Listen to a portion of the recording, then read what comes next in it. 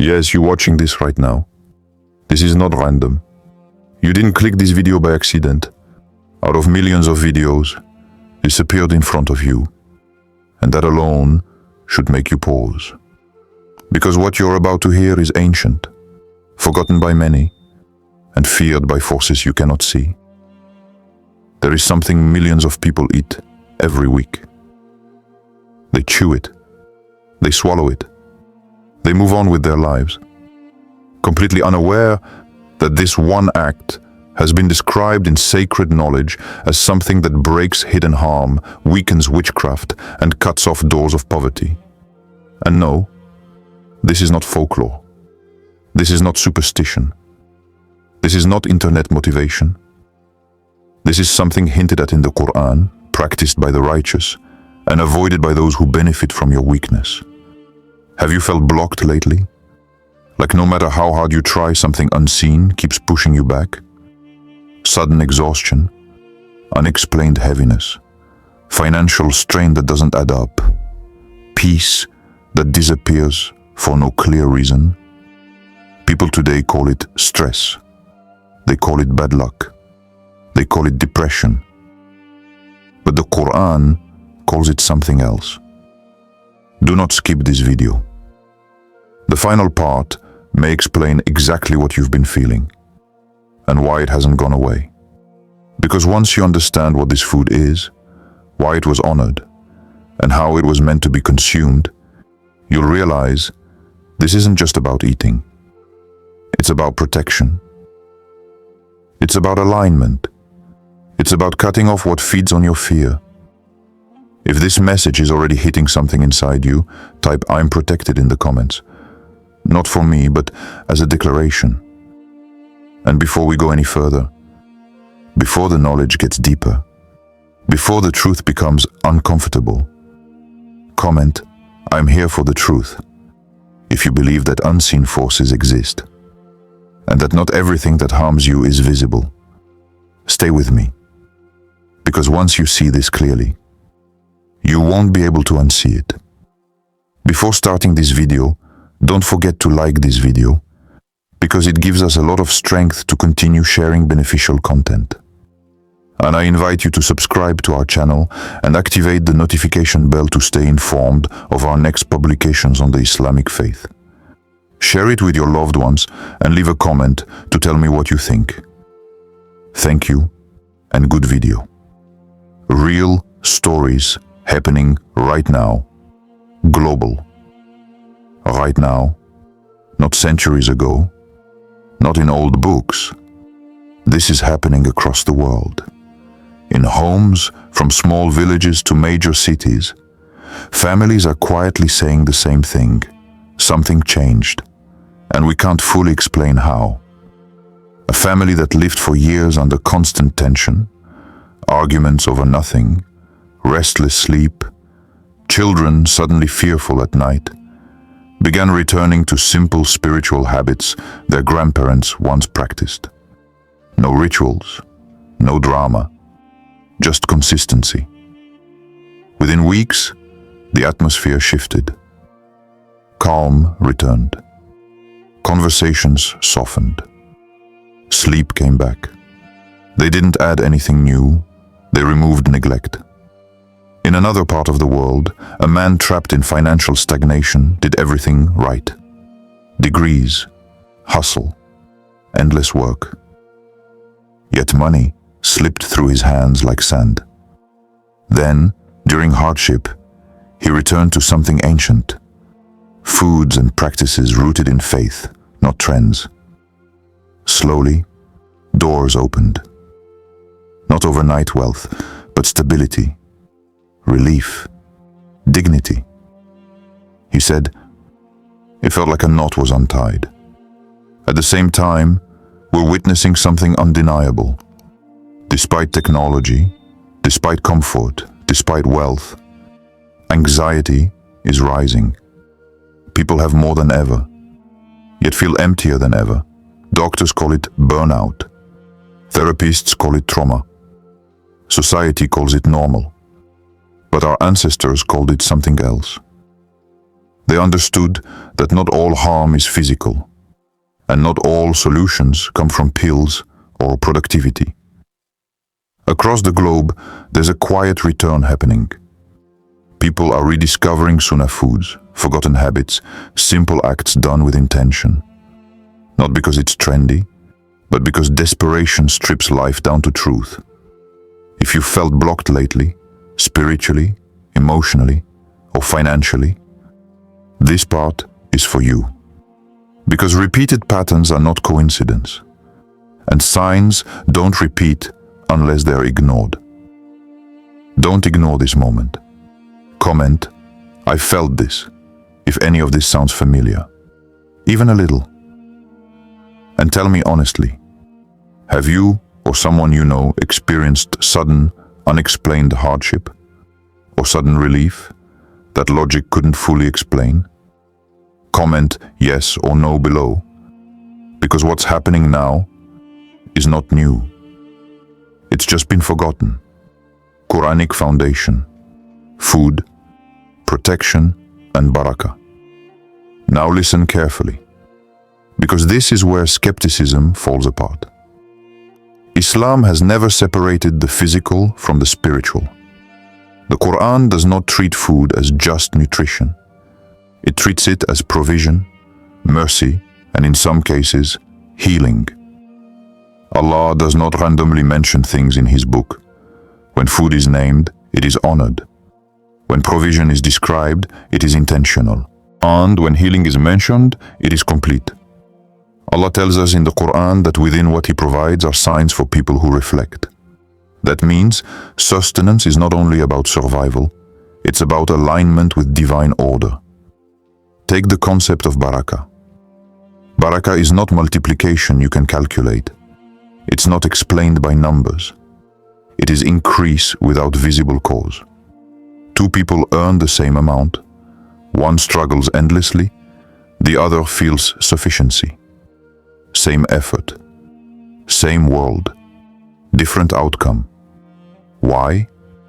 Because barakah is placed, not earned. And barakah is removed when divine guidance is ignored. The Qur'an also speaks clearly about sihr, witchcraft, hidden harm, unseen influence. This alone tells us something critical. If Allah warns us about unseen harm, He also provides unseen protection. And where does that protection come from?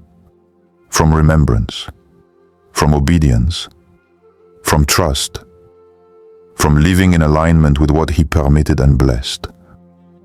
Allah describes the Qur'an itself as shifā, a healing, not only for the heart, but for what the heart affects, the body, the mind, the home, the provision. This is why nothing in this discussion is about magic food.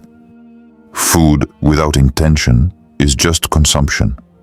Food combined with remembrance becomes ibadah, and ibadah changes environments, even when you don't see it happening.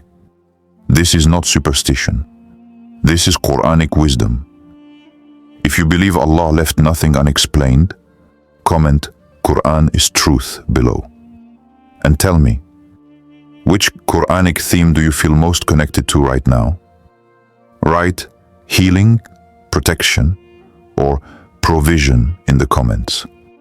Because what's coming next will make all three connect, in a way most people have never been taught. The food itself, what it is, and why evil fears it. Now we arrive at the point many people rush toward. But this was never meant to be rushed. Because once you hear this, the question won't be what the food is. It will be why you were never taught its true value. This food was not honored because of taste. It was not elevated because of culture. It was honored because Allah honored it. It appears quietly in sacred tradition, not shouted, not exaggerated. Yet it carries a weight that generations understood instinctively. It was consumed in times of ease and clung to in times of hardship, and not as a cure-all, but as a companion to remembrance. Here is the truth many miss. Evil does not fear objects. Evil fears environments. And environments change when remembrance becomes consistent. This food, when consumed with intention, does not fight unseen harm directly. It weakens its ability to remain. Just like darkness doesn't battle light. It simply disappears when light is present. Why once a week? Because consistency is a language. It tells your body, your home, and what you cannot see, that this space is not neglected. Once a week is not about quantity. It's about renewal. A reminder that provision comes from Allah. That protection is sought from Allah. That reliance is placed back where it belongs. Historically, this food was associated with simplicity, humility, and trust. It was eaten slowly, appreciated, remembered. And remembrance is not passive. It shapes the spiritual climate around a person. This is why it only works with faith. Without intention, it's just food. Without gratitude, it's just habit. Without remembrance, it's just consumption. This is not about eating. It's about alignment. Alignment between what you take into your body and what you carry in your heart. If you already consume this food regularly, comment "I know" below and be honest with yourself. Did you expect this food? Comment yes or no, honestly. Because in the next part, we're going to connect this to real testimonies happening right now, and why people feel change even before they can explain it. Stay with me. Real testimonies, plus modern parallels. What convinces people isn't loud miracles. It's quiet change. A woman trapped in a cycle of debt once said something powerful. It wasn't that money suddenly rained down. It was that the leaks stopped. Same income, same responsibilities. But the panic eased. Bills stopped colliding. Unexpected help appeared. Not dramatic, just timed. She didn't call it luck. She called it relief. And relief is often the first sign that something unseen has shifted. Another man spoke about peace, real peace, after years of restlessness. No major life change, no relocation, no new relationship, just a return to simple habits done with intention. He said, "The noise inside me went quiet." When peace arrives without explanation, it usually means a burden was lifted, not replaced. Families tell similar stories. Home once filled with tension slowly softened. Conversation changed tone. Children slept better. Arguments lost their grip. No one announced, "Everything is fixed." It just became lighter. And lightness is not accidental. What connects all these stories is not perfection. It's consistency. Small habits, done sincerely, reshape environments. Not instantly, but steadily. This is how Allah works. Not always with thunder, not always with spectacle, but with precision so gentle that only the grateful notice. Allah works quietly, but powerfully. If you're watching this hoping for change, not overnight magic, but real movement, type "Ameen" in the comments and pause for a moment. Be honest with yourself. What are you asking Allah to change in your life right now? Write one word: peace, provision, protection, clarity, healing. Whatever you write, mean it. Because what comes next is not about stories anymore. It's about how you practice this properly, without turning it into a shortcut or losing its purpose. Stay with me. How to practice it properly. Intention plus action. Before anything else, understand this clearly. This is a covenant, not a trick. Nothing in faith works when it's treated like a hack. As nothing blessed remains effective when arrogance enters it. The first step is niyyah, intention. are not spoken loudly, not performed, but settled quietly in the heart. Your intention is not, I want results. It is, I rely on Allah. When you consume this food, do it with gratitude. Even if your situation hasn't changed yet, especially if it hasn't. Gratitude invites increase before increase arrives. Then comes consistency. Once a week is not about force, it's about trust.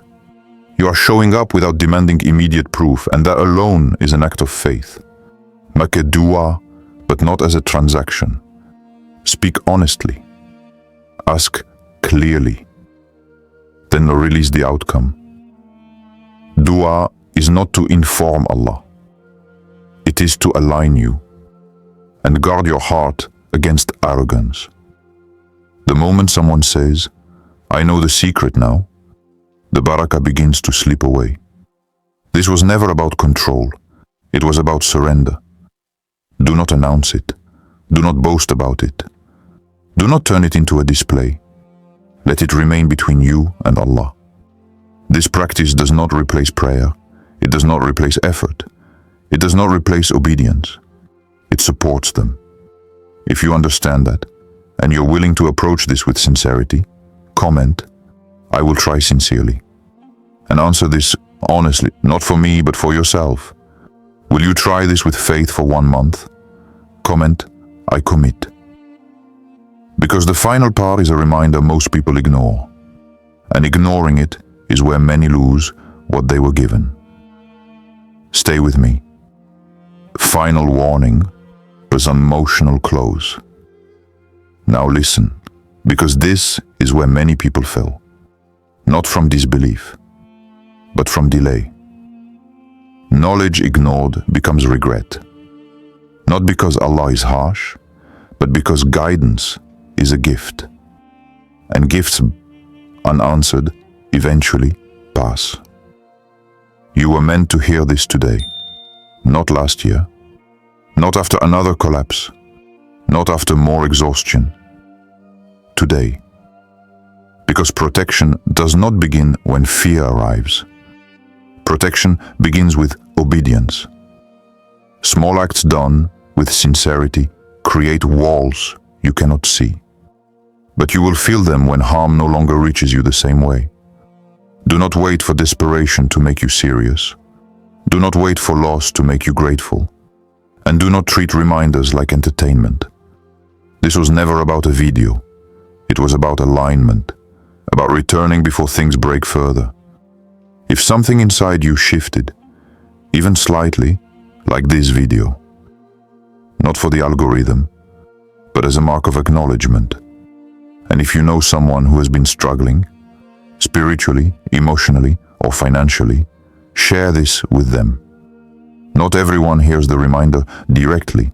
Before you go, comment, Allah is enough. And let this video remain a reminder for you, long after the screen goes dark. Because what is placed with Allah is never lost, and what is ignored does not always return. May what you learned today protect you tomorrow.